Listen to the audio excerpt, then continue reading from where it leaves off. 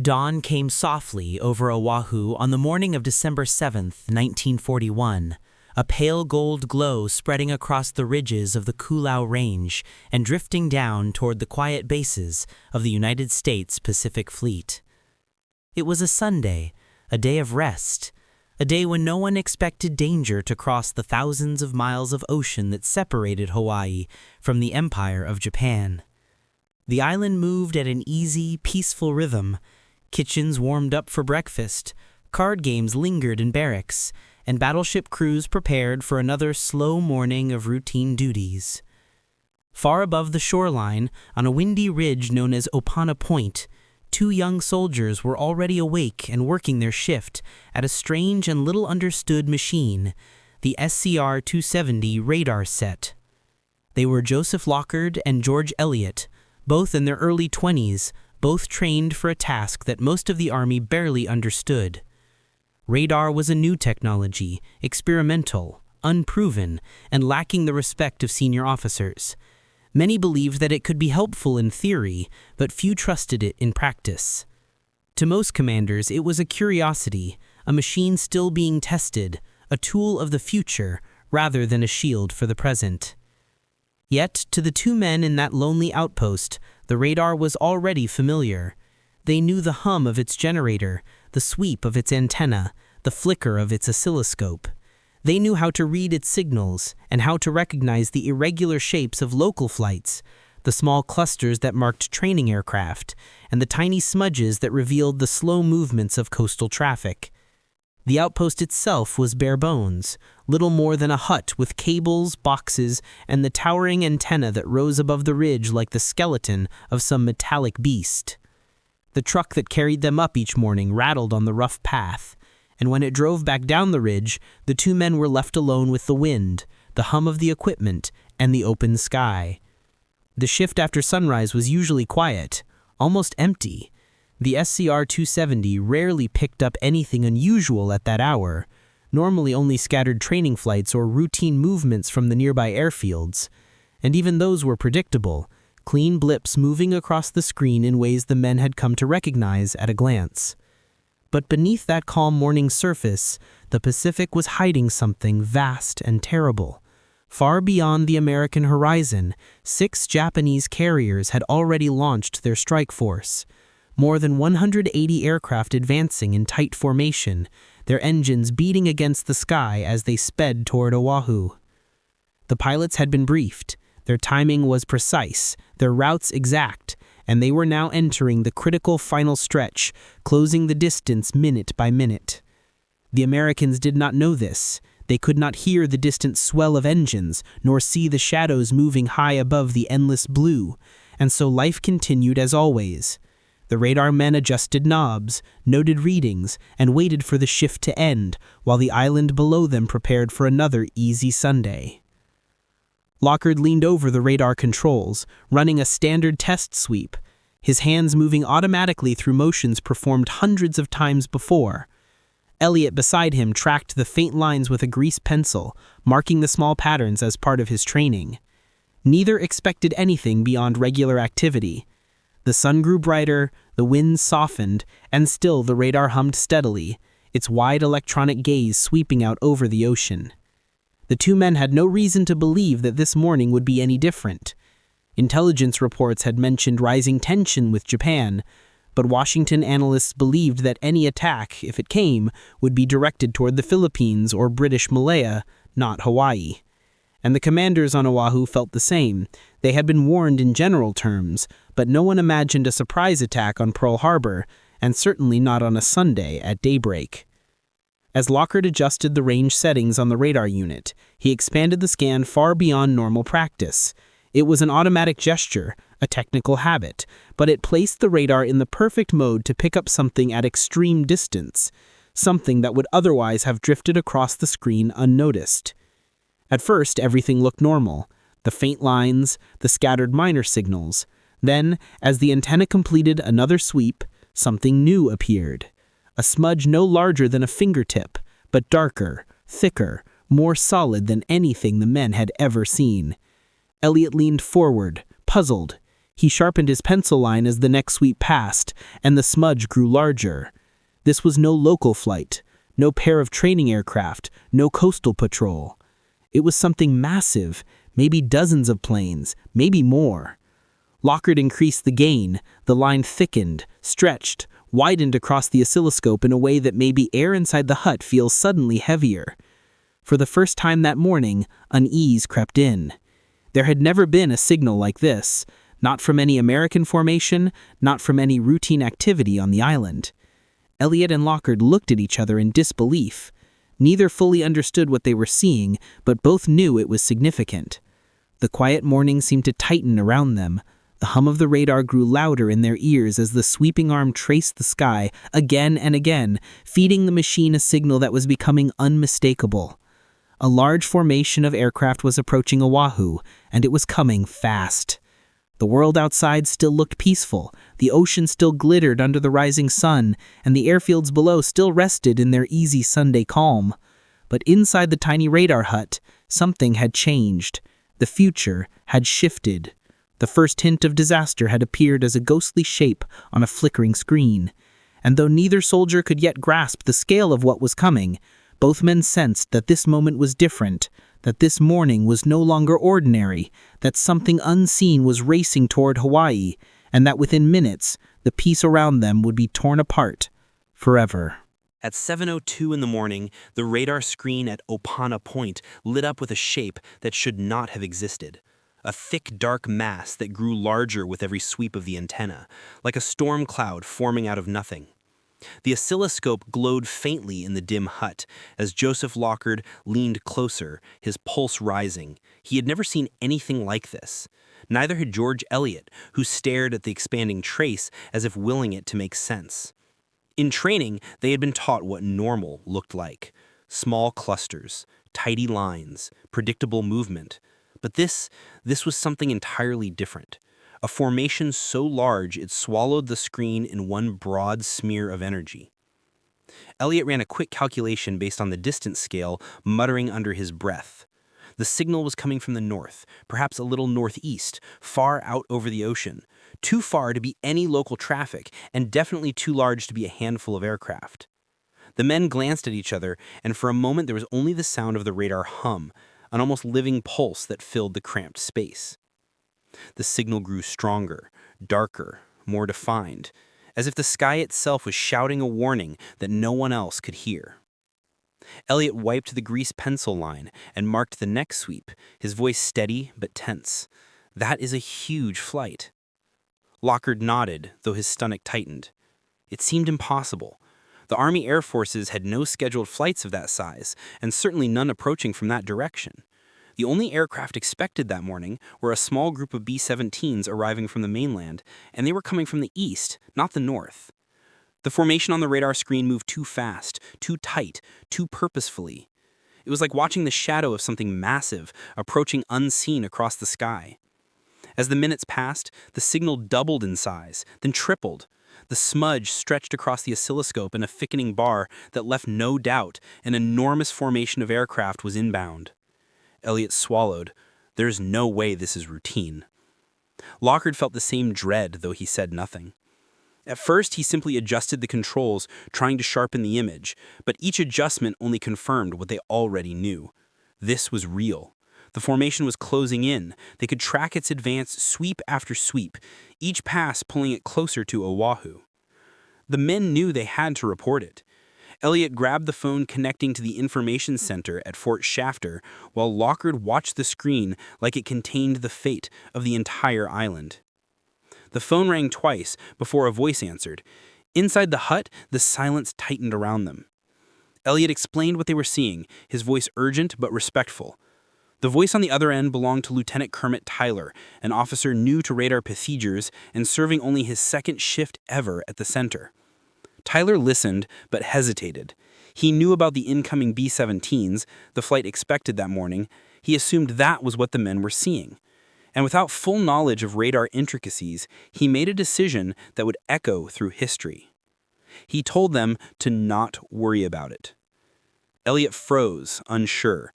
He repeated the size of the formation, trying to convey its scale, its speed, its impossibility, but the reply was the same: do not worry about it. It is probably the B-17s. Elliot hung up slowly, stunned. Lockhart stared at him. What did he say? Elliot answered, his voice low. He said to forget it.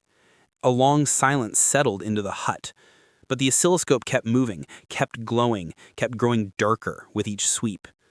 The formation was now enormous, the biggest they had ever seen. There was no chance this was a dozen aircraft, or even 24. It was far beyond that. Their warning had been given, their duty technically done, but both men felt a cold weight settle on them. Something was wrong, deeply wrong. Outside, the wind softened, the sky brightened, and the island below continued its easy Sunday rhythm, unaware that more than 180 Japanese aircraft were cutting through the sky toward them at attack speed, unseen by every eye except 2 young radar operators who could do nothing now but watch as the signal surged forward, marking the final moments of peace before history split open forever. The radar trace continued to thicken across the oscilloscope as the minutes passed, forming a dark bar so wide that it nearly swallowed the screen. The antenna at open-up point kept sweeping in its steady rhythm, feeding new data into the machine with every rotation, and each sweep confirmed what Joseph Lockhart and George Elliot already knew. A massive formation of aircraft was racing toward Oahu at attack speed. Yet even as the evidence grew impossible to ignore, the weight of the dismissed warning hung over the hut like a heavy fog. Elliot still held the phone in his hand, staring at it as if hoping the line might ring again, hoping the officer might call back with urgency and new orders. But the device remained silent and cold. The voice of Lieutenant Kermit Tyler echoed in his memory. "Do not worry about it. It is probably the B-17 flight." Tyler had spoken with confidence, but confidence built on assumption, not knowledge, and certainly not radar training. Elliot replayed the conversation in his mind, line by line, tone by tone, wondering if he had failed to explain the magnitude enough, wondering if he had sounded uncertain or too cautious, if he should have insisted harder, should have demanded a supervisor, should have broken protocol and raised the alert directly, but he had done what soldiers were taught to do. He had followed the chain of command, and the chain of command had snapped under the weight of a single incorrect assumption. Lockhart adjusted the radar controls again, his movements tense. The massive blip on the screen crawled closer with every sweep. The formation was now only minutes from the island, the signal so strong that it distorted slightly at the edges, proof of both its size and its nearness. Elliot stepped closer to the screen, his voice low and unsettled. "We cannot ignore this, Joe." Lockhart looked at him, eyes tight with frustration. "I know we cannot, but they already told us to stand down." Elliot clenched his jaw. He felt the helplessness growing inside him like a stone sinking deeper. He had been trained to identify targets, to read the machine, to spot danger long before anyone else. But he had never been trained to override a superior officer, never been told what to do when the truth was on the radar screen, but disbelief was in the command post. He turned to the phone again, his hand hovering over the receiver, but he hesitated. The doubt was not in his mind. The doubt was in the system, in the hierarchy of a military that did not yet understand how to use its own new technology. Outside the small hut, the wind shifted and carried the distant sound of crashing surf from the northern shore. The horizon held its calm blue. The rising sun spread warm light across the island, and for a moment the peaceful morning almost seemed to mock them. Below, at Pearl Harbor, sailors were tying lines, drinking coffee, or preparing for inspection, some still asleep in their bunks. Officers reviewed paperwork. Crews on the battleships Arizona and Oklahoma moved through their routines with no awareness that death was approaching overhead at attack speed. The island of Oahu breathed in a slow, unaware rhythm, while the soundless trace on a radar screen predicted catastrophe. Lockhart continued tracking the signal, his pencil marking the sweeps with growing urgency. "It keeps growing," he said under his breath. The formation was now just north of the island, its direction precise, its speed unwavering. No drift, no scatter, no sign of a training formation, only a perfect forward march, the mark of a strike force conditioned, drilled, and timed to the second. Elliot paced the small hut, his boots scraping lightly across the floor. He wanted to act, he wanted to shout, he wanted to run down the hill and warn someone, anyone, but the rational soldier inside him understood the brutal truth. 2 radar operators could not sound base-wide alarms on their own authority. They could only report, and they had reported. They had done their duty. Yet the weight of responsibility pressed on them with crushing force. They were the only ones who had seen it, and the only ones being ignored. Lockhart looked up, his voice barely above a whisper. "What if we are right?" he asked. The question hung between them, thick and heavy. Elliot knew the answer, even though he did not want to say it aloud. Then Pearl Harbor is in danger. The next sweep confirmed that the aircraft were now nearly over the island, their symbol on the screen stretching almost into a straight bar, meaning the formation was no longer far away, but directly inbound. The radar could no longer distinguish the distance between individual planes. The mass was too dense, too close, too overwhelming. Elliot stared at the image in disbelief. How could anyone mistake this for the B-17 flight? The expected group of American bombers numbered barely a dozen planes, and they were coming from California, not the north, and certainly not in an arrowhead formation at high speed. Everything about the radar image screamed hostile, even if the operators could not yet imagine the scale of what would soon unfold on the island. For a moment, silence swallowed the hut except for the pulsing hum of the radar generator outside. The wind died down, the ocean stilled, and the final minutes of peace slipped away. The signal on the oscilloscope surged again, the formation now crossing the last invisible threshold between approach and arrival.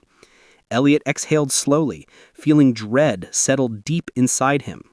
"We should have been heard," he murmured. Lockhart nodded, his voice tight. "We were the only ones who saw them, and we are the only ones who know the truth." Elliot stepped outside the hut for a moment, the noise of the generator fading behind him. He looked across the northern coast of Oahu. The sky was clear, calm, innocent. There was no hint of metal or engines, no glint of sunlight off wings, no warning at all. Just the quiet beauty of a Sunday morning. The kind of morning that seemed incapable of holding violence. But he felt it coming, like pressure before a storm, invisible but unmistakable. Inside the hut, the radar trace thickened into a final heavy smear, signaling that the aircraft were now almost directly overhead, but too high and too far north for anyone below to notice. Elliot returned to the screen, his voice unsteady. "Joe, they're here." Lockhart swallowed hard, the helplessness twisting inside him. And then, in that final minute before the first Japanese aircraft struck Pearl Harbor, the 2 young soldiers stood in their lonely radar station, watching a disaster unfold in silence. They had done everything they could, but the warning had vanished, unheeded, lost in assumption, overshadowed by doubt, swallowed by the stillness of a peaceful morning.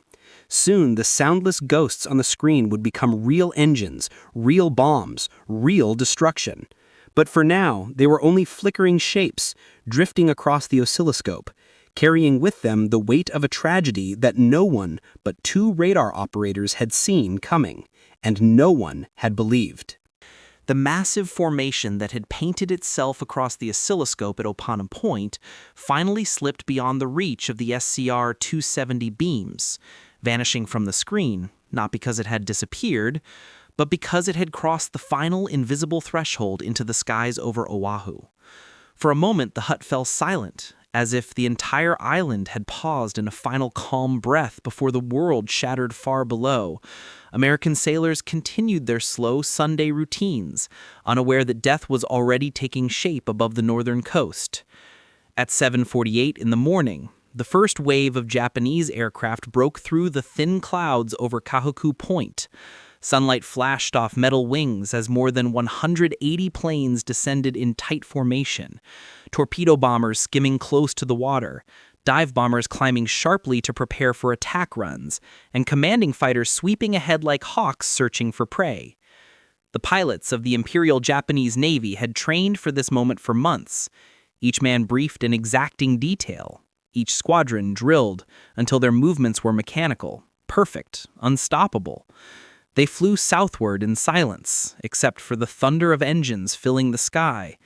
The island's citizens heard the roar first. Many mistook it for American planes on a morning training run, a common sound on Oahu, but those engines were different, deeper, more aggressive, carrying an intent that no one yet understood. At Schofield Barracks, soldiers paused and glanced upward. At Wheeler Field, some pilots sipping morning coffee looked skyward, thinking perhaps it was a formation returning early from maneuvers. At Hickam Field, air crews readied for routine duties, unaware that enemy fighters were already positioning themselves overhead. And at Pearl Harbor, the battleships lay at their moorings, quiet and still, massive silhouettes against the rising sun. Smoke did not yet rise from the water, no alarms had sounded, no orders had been shouted, but the moment of impact was only seconds away. Up on Opana Point, Elliot and Lockard stood outside their hut, staring southward, their eyes scanning the horizon.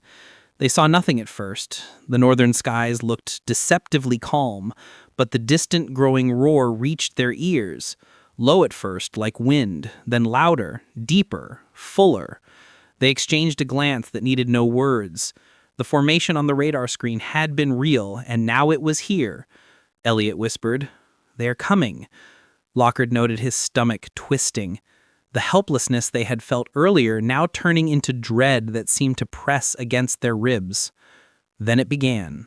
The first Japanese aircraft swooped down from the clouds, Zero fighters diving toward Wheeler Field with guns blazing. The opening bursts of gunfire cracked through the morning air, breaking the calm like shattering glass. The surprise attack had begun in a split second.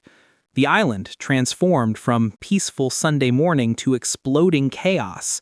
Machine guns tore across runways, catching rows of American aircraft lined wingtip to wingtip, an efficient but disastrous formation against a surprise enemy attack. Zeros strafed the grounded planes, setting them ablaze before they could taxi.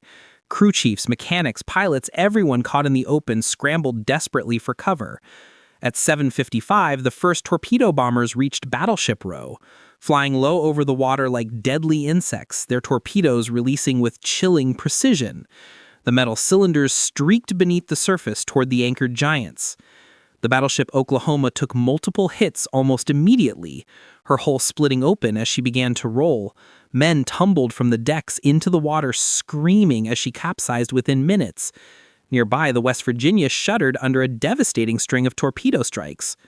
Flames erupted across her decks as she slowly sank, settling into the harbor mud.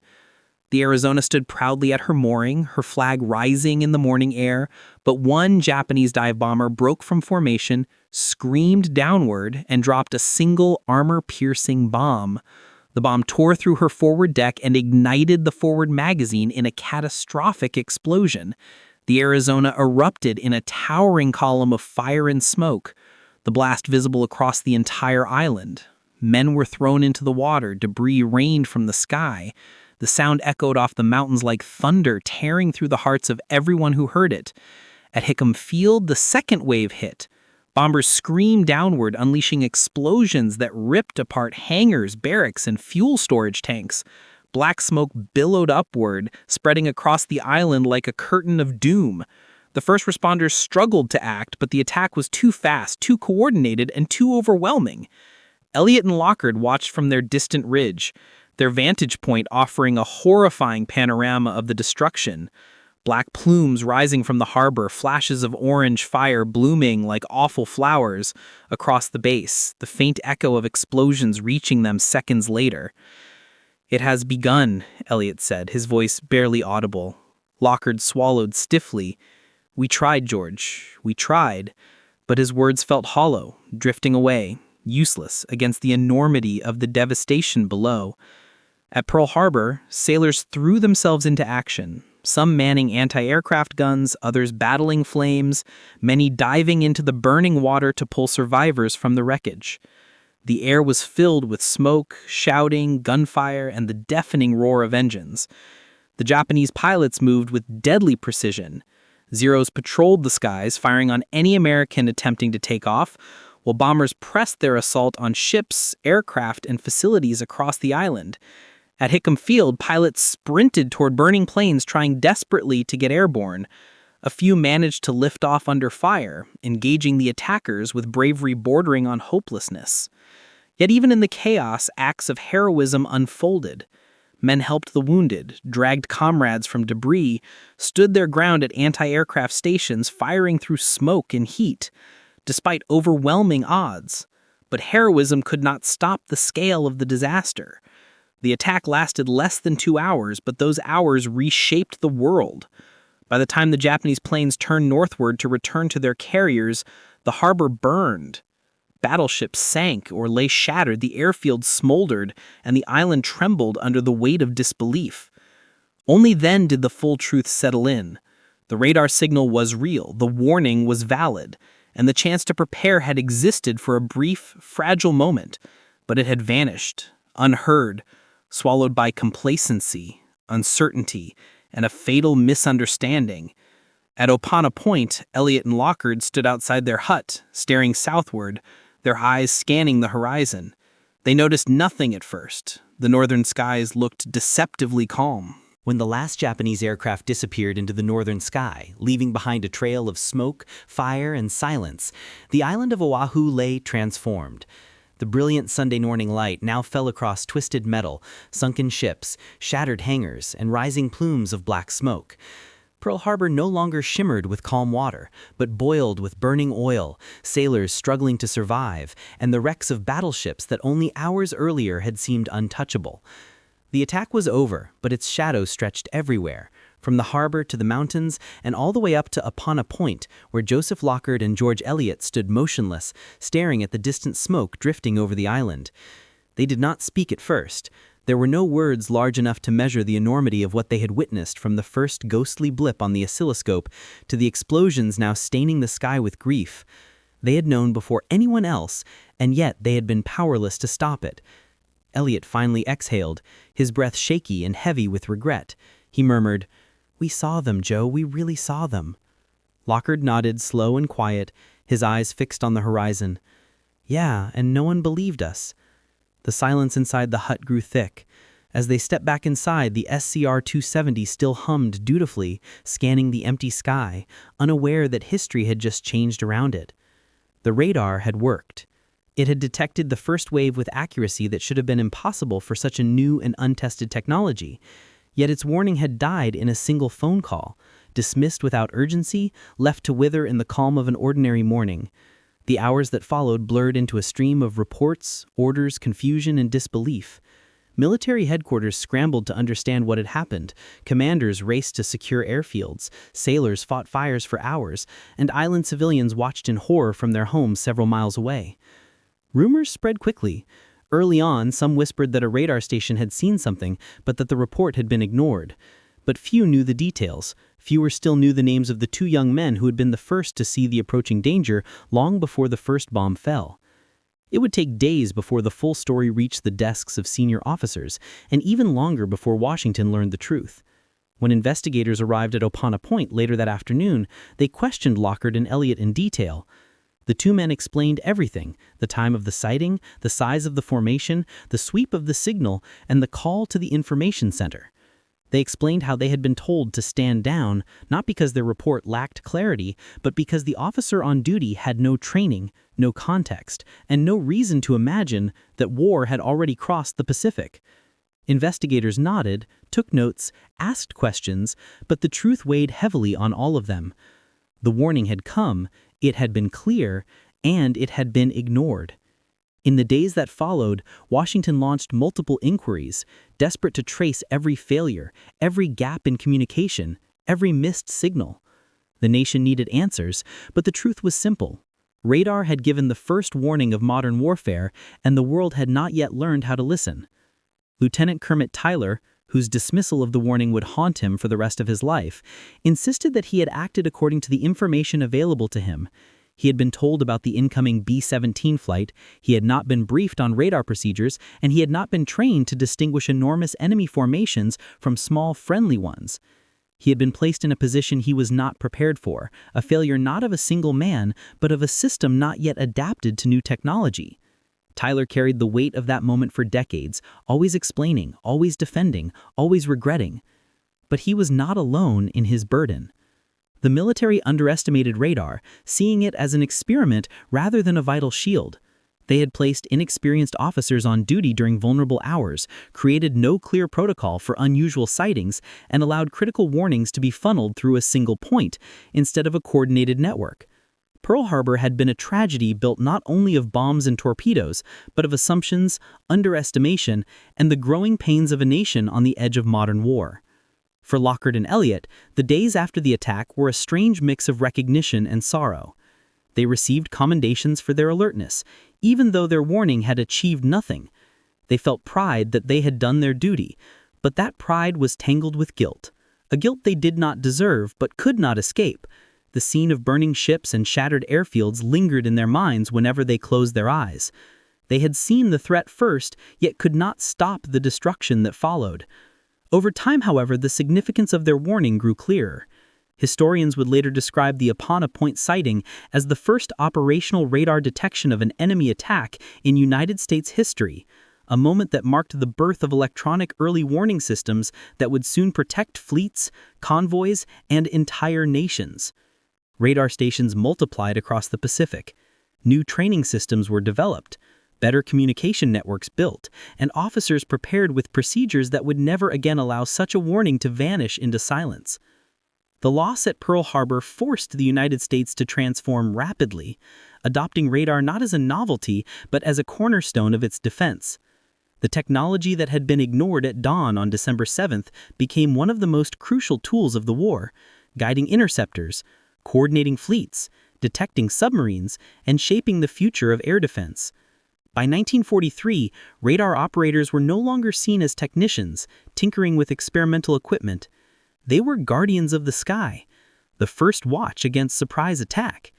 Every time a radar screen lit up with incoming aircraft, somewhere across the Pacific, the ghost of Apana Point lived in the minds of commanders, reminding them that warnings ignored carried heavy costs. Decades later, Joseph Lockhart would recall the events of that morning with a quiet, steady voice, explaining how the screen had lit up, how they had called, how the world was still at peace for those few fragile minutes. He never spoke with anger, only with the steady sadness of a man who had seen history coming and had been unable to make others see it. George Eliot too carried the memory through his life, not with bitterness, but with the solemn understanding that sometimes history turns not on great decisions, but on small moments, on voices unheard, on warnings misunderstood, on a few young men staring at a flickering screen, wishing someone would believe them. Pearl Harbor would be rebuilt, the Pacific Fleet restored, the war won, and the world reshaped. But the lesson of that morning remained carved deep into the history of modern warfare. The first sign of danger no longer came from the sound of engines or the sight of distant aircraft. It came from the faint glowing trace of a radar signal rising quietly against the noise of the world. A signal that two young soldiers once saw before anyone else. A signal that should have changed everything, but vanished into silence,